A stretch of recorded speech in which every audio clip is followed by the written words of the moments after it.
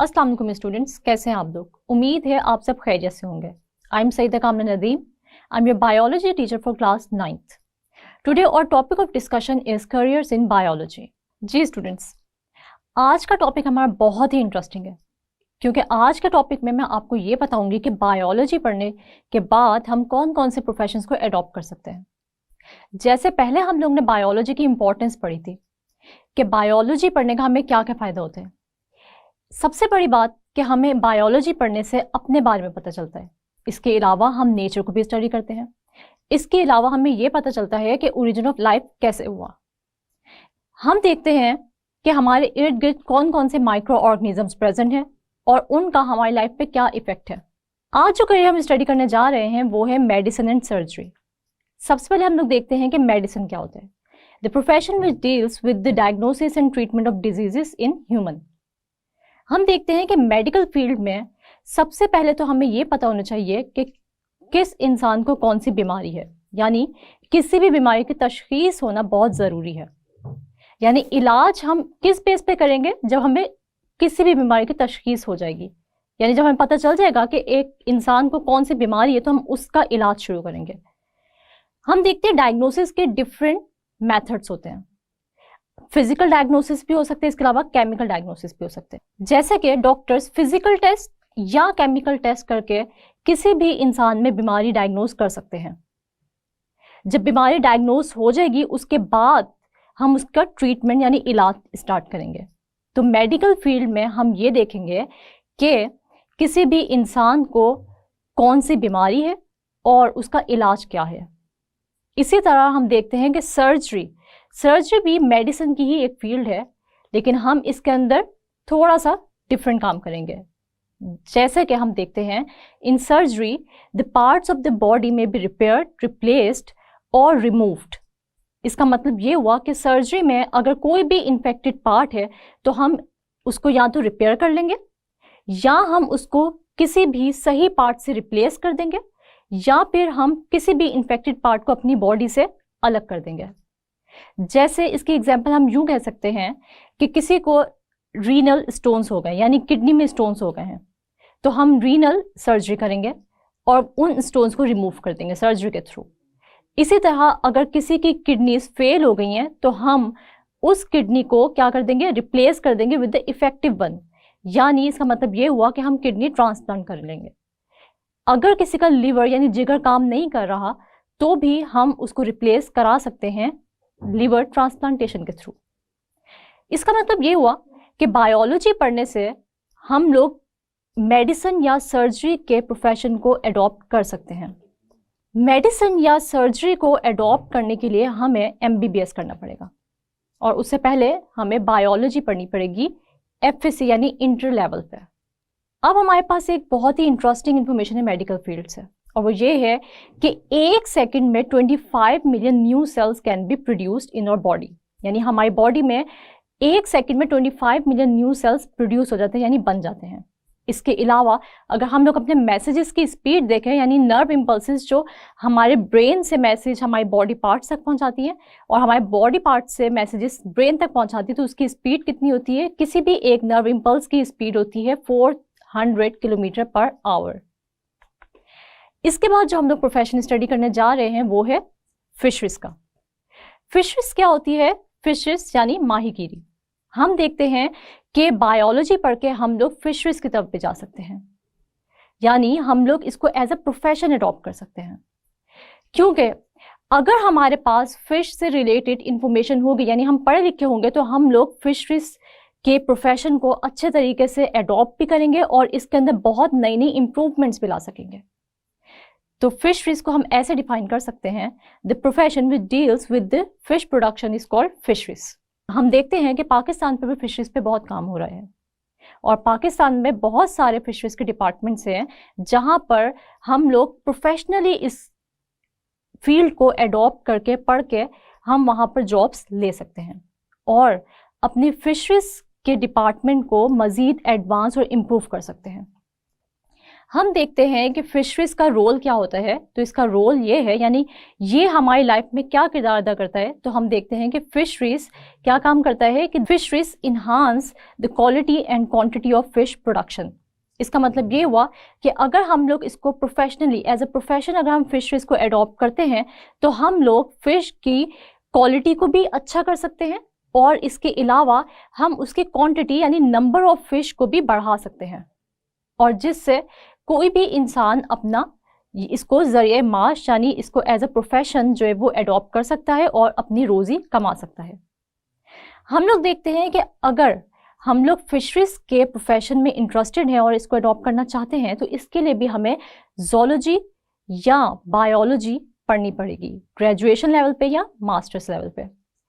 जो students zoology और biology रखेंगे वही फिशरीज की फील्ड में आगे जा सकते हैं, क्योंकि उनके पास सारी की सारी फिश से रिलेटेड इंफॉर्मेशन होगी और वो अच्छे से इस डिपार्टमेंट को इन्हांस कर सकते हैं और इसी तरह फिश की प्रोडक्शन को बढ़ा सकते हैं। हमारे पास फिशरीज से रिलेटेड भी एक बहुत ही इंटरेस्टिंग इंफॉर्मेशन है, और वो ये है कि a person who practises recreational fishing is called an angler. यानी ऐसा इंसान जो सिर्फ अपनी तफरीह के लिए फिशिंग करता है, अपने एज ए उसको प्रोफेशन एडॉप्ट नहीं करता बल्कि सिर्फ तफरीह के लिए या अपने शौक के तौर पे जो है वो फिशिंग करता है, उसको हम कहते हैं एंगलर। एंगलर क्या काम करता है कि वो एज ए स्पोर्ट या फिर अपने शौक के लिए जो है वो फिशिंग करता है। जी स्टूडेंट्स, तो नेक्स्ट टॉपिक हम लोग पढ़ने जा रहे हैं वो है एग्रीकल्चर। पाकिस्तान एक ज़राई मुल्क है और हमारी जो इकोनॉमी है उसका बहुत ज़्यादा हिस्सा हमारी ज़राअत से ही रिलेटेड है। हम देखते हैं कि अगर एक एजुकेटेड पर्सन ज़राअत को पढ़ के एज अ प्रोफेशन एडॉप्ट करे और एक अनएजुकेटेड पर्सन ज़राअत को एज अ प्रोफेशन एडॉप्ट करे तो उन दोनों में ज़मीन आसमान का फ़र्क होगा, क्योंकि वो पर्सन जो कि एग्रीकल्चर की फील्ड को पढ़कर अच्छे तरीके से समझ के ज़राअत की फील्ड में आया तो वो ज़्यादा बेहतर तरीके से ज़राअत को इम्प्रूव कर सकता है। लेकिन वो इंसान जो अनएजुकेटेड है, जिसके पास इतनी ज़्यादा नॉलेज नहीं है एग्रीकल्चर से रिलेटेड, तो वो कभी भी ज़राअत में वो इम्प्रूवमेंट नहीं ला सकता जो कि एक एजुकेटेड पर्सन ला सकता है। तो इसलिए हम देखते हैं कि अगर हमने एग्रीकल्चर की फील्ड को अडॉप्ट करना है तो हम लोग इसको अच्छे तरीके से स्टडी करने के बाद अडॉप्ट करें। अगर हम एग्रीकल्चर को डिफाइन करना चाहें तो इसकी डेफिनेशन कुछ इस तरह है: this profession deals with food crops and animals which are the source of food. यानी एग्रीकल्चर में हम लोग सिर्फ और सिर्फ क्रॉप्स के बारे में या फसलों के बारे में नहीं पढ़ते, बल्कि एग्रीकल्चर में हम लोग उन एनिमल्स के बारे में पढ़ते हैं जिसको हम लोग एज अ फूड इस्तेमाल कर सकते हैं। जैसे हम देखते हैं काओ, बफलो, शीप, ये सब भी एग्रीकल्चर की फील्ड में ही आती हैं। हम देखते हैं कि हमारे जीडीपी का जो 26% हिस्सा है वो डिपेंड करते हैं हमारी एग्रीकल्चर पे, और अगर हम लोग एग्रीकल्चर को इम्प्रूव करेंगे तो हमारी इकोनॉमी भी दिन ब दिन बेहतर होती जाएगी। हम देखते हैं कि एक एग्रीकल्चरिस्ट का काम क्या होता है। An agriculturist works for the betterment of crops like wheat, rice, corn, etc. And animals like buffalo, cows and sheep. यानी हम देखते हैं कि एक एग्रीकल्चरिस्ट क्या काम करता है, वो इम्प्रूवमेंट लाता है या वो दिन ब दिन जो है वो बेहतर बनाता है किसको, क्रॉप्स को। इसके अलावा उन एनिमल्स को जिसको वो पाल रहा होता है उसके अंदर दिन ब दिन जो है वो क्या लाते हैं, बेहतरी लाते हैं। अगर हम लोग एग्रीकल्चर की फील्ड को एज अ प्रोफेशन अडॉप्ट करना चाहते हैं तो हमें मास्टर्स या ग्रेजुएशन लेवल पे जोलॉजी, बॉटनी या बायोलॉजी पढ़नी पड़ेगी। इस तरह हम बेहतर तरीके से एग्रीकल्चर के अंदर मज़ीद इम्प्रूवमेंट ला सकते हैं और अपनी इकोनॉमी में अपना अच्छे तरीके से हिस्सा डाल सकते हैं। हम देखते हैं हमारे पास एग्रीकल्चर की फील्ड से रिलेटेड जो इंटरेस्टिंग इन्फॉर्मेशन है वो ये है कि हमारे पास जो पाकिस्तान की मेजर क्रॉप्स हैं वो वीट है, शुगर केन है, कॉर्न है, कॉटन है। इसके अलावा हम देखते हैं बहुत सारे फ्रूट्स और वेजिटेबल्स हैं जो कि हम एक्सपोर्ट भी करते हैं। जो नेक्स्ट प्रोफेशन है वो है एनिमल हस्बेंड्री का। एनिमल हस्बेंड्री एग्रीकल्चर से ही रिलेटेड है मगर थोड़ी सी डिफरेंट है। हम अगर इसके डेफिनेशन को देखें तो वो ये है कि it is a branch of agriculture which deals with the care and breeding of domestic animals, livestock like sheep, buffalo, cow, etc. हम इस फील्ड में ये पढ़ेंगे कि हम लोग किस तरीके से अपने मवेशियों की देखभाल कर सकते हैं और उनकी प्रोडक्टिविटी में इजाफा कर सकते हैं। अगर हम लोग एनिमल हस्बेंड्री को एज ए प्रोफेशन अडॉप्ट करना चाहते हैं और पढ़ना चाहते हैं तो इसके लिए हमें मास्टर्स या ग्रेजुएशन लेवल बायोलॉजी पढ़नी पड़ेगी। तभी जाकर हम लोगों को अच्छे तरीके से पता चल सकेगा कि कौन कौन से मेथड्स या कौन कौन सी टेक्निक्स ऐसी हो सकती हैं कि जिसको इस्तेमाल करके हम ज़्यादा बेहतर तरीके से अपने मवेशियों का ख्याल रखें और उनकी प्रोडक्टिविटी में इजाफा कर सकें। हमारे पास एक इंटरेस्टिंग इन्फॉर्मेशन है एनिमल हस्बेंड्री से रिलेटेड, और वो ये है कि हमारे जो लाइफ स्टॉक है वो हमारे जीडीपी का 11.7% है, और 2020 में जो बफलोस की प्रोडक्टिविटी थी, यानी कितनी बफलोस हमारे पास थी, तो वो थी 41.2 मिलियन।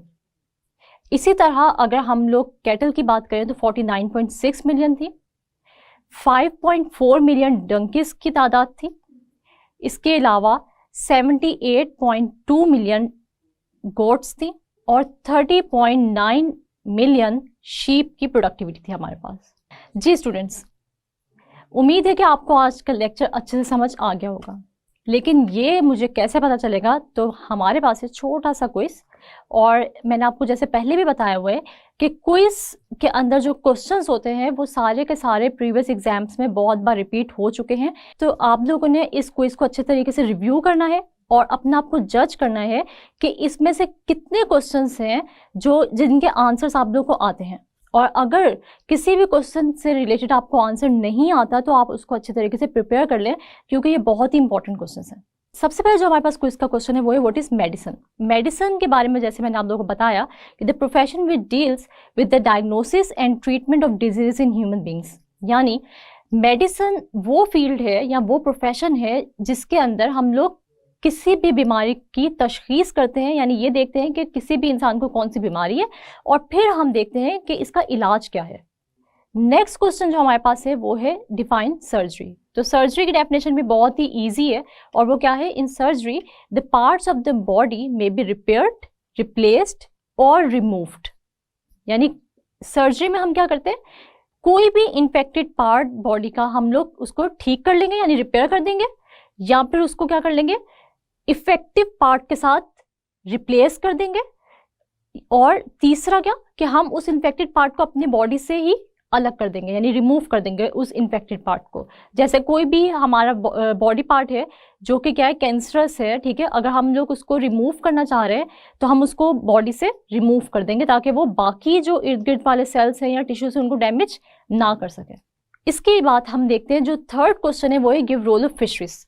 तो फिशरीज का क्या रोल है वो मैंने आप लोगों को बताया था कि fisheries enhance the quality and quantity of fish production, यानी फिशरीज को अडॉप्ट हम लोग क्यों करते हैं, ताकि हम लोग क्या कर सकें, फिश की प्रोडक्शन को इम्प्रूव कर सकें, उसकी क्वालिटी को भी बेहतर बना सकें और उसके नंबर को भी, फिश के नंबर को भी इंक्रीज कर सकें। नेक्स्ट जो क्वेश्चन है वो है डिफाइन एग्रीकल्चर। तो एग्रीकल्चर से रिलेटेड लॉन्ग क्वेश्चन भी आ सकते हैं, लेकिन यहाँ मैंने आप लोग को जो दिया है वो है एक शॉर्ट क्वेश्चन, यानी आप लोग डेफिनेशन लिखेंगे तो इसके अंदर हम लोग क्या, इसकी एग्रीकल्चर की क्या डेफिनेशन है कि the profession which deals with the food crops and animals which are the source of food, यानी ऐसा प्रोफेशन या ऐसा पेशा जो कि फूड क्रॉप्स या एनिमल से रिलेटेड है और हम लोग क्या इससे हासिल करते हैं, अपना फूड हासिल करते हैं। यानी फूड हम लोग उस जो हमारी क्रॉप्स हैं या एनिमल्स हैं उनसे हम लोग क्या हासिल करते हैं, उनसे हम लोग फूड हासिल करते हैं, यानी उसको हम लोग एज अ फूड इस्तेमाल कर सकते हैं। इसके बाद हम लोग देखते हैं रोल ऑफ एग्रीकल्चरिस्ट, यानी एक एग्रीकल्चरिस्ट क्या करता है, तो क्या काम करते हैं agriculturist. An agriculturist works for the betterment of crops like wheat, rice, etc. and animals like buffalo, cow, goat, etc. from which we can get food. ये हम लोग क्या, इसका मतलब क्या हुआ कि एक एग्रीकल्चरिस्ट जो है वो क्या काम करता है, एक एग्रीकल्चरिस्ट जो है वो किसी भी क्रॉप को या किसी भी एनिमल के अंदर जो है उसकी प्रोडक्टिविटी में इम्प्रूवमेंट लाता है ताकि हमारी जो फाइनल यील्ड है हमारे पास वो बेहतर आ सके। इसके बाद हम लोग देखते हैं कि व्हाट इज एनिमल हस्बेंड्री। तो एनिमल हस्बेंड्री क्या है, animal husbandry is the branch of agriculture which deals with the care and breeding of domestic animals, livestock like goat, sheep, etc. इसके बाद हम देखते हैं कि हमारे पास दो लॉन्ग क्वेश्चंस हैं जो कि हमारे प्रीवियस एग्जाम्स में रिपीट हो चुके हैं। तो यहाँ ये जो अभी आप लोगों ने करियर्स पढ़े हैं, जो अभी मैंने आप लोगों को 4 करियर्स पढ़ाए हैं, उनमें से जो है वो मेडिसिन और सर्जरी पे भी नोट आ सकता है, और इसके अलावा हम देखते हैं कि एनिमल हस्बेंड्री भी आपको डिस्कस करने के लिए दिया जा सकता है एज अ लॉन्ग क्वेश्चन। तो ये क्वेश्चंस थे जो आप लोग ने अच्छे तरीके से प्रिपेयर करने हैं, और अगर आप लोगों को इनमें से कोई भी क्वेश्चन नहीं आता तो फिर आप अच्छे तरीके से उसकी तैयारी करें, ताकि आप लोग के एग्जाम में अगर आपसे कोई भी इसमें से क्वेश्चन पूछा जाए तो उस वक्त आप लोगों को उसका आंसर आता हो। जी स्टूडेंट्स, आज हमने पढ़ा करियर्स इन बायोलॉजी, यानी बायोलॉजी को स्टडी करने के बाद हम कौन कौन से प्रोफेशन को अडॉप्ट कर सकते हैं। ये सवाल बहुत सारे स्टूडेंट्स करते हैं कि क्या जो हम स्टडी कर रहे हैं वो हमारे लिए प्रोफेशनली भी इम्पोर्टेंट है या नहीं। तो मैंने आज आप लोगों की मुश्किल थोड़ी सी आसान कर दी कि अगर आप लोग बायोलॉजी को स्टडी कर रहे हैं तो आप लोग बहुत सारे प्रोफेशन है जो कि अडॉप्ट कर सकते हैं। उम्मीद है कि आज का लेक्चर आप लोगों को अच्छे से समझ आ गया होगा। जो क्विज मैंने आप लोगों से किया उसके अंदर जितने भी क्वेश्चंस थे उनको अच्छे तरीके से रिव्यू कीजिएगा, अच्छे तरीके से प्रिपेयर कीजिएगा, क्योंकि वो आप लोगों के एग्जाम वाइज बहुत ही इंपॉर्टेंट है। अगले लेक्चर तक के लिए अपना बहुत सारा ख्याल रखिएगा और मुझे दुआओं में याद रखिएगा। अल्लाह हाफिज।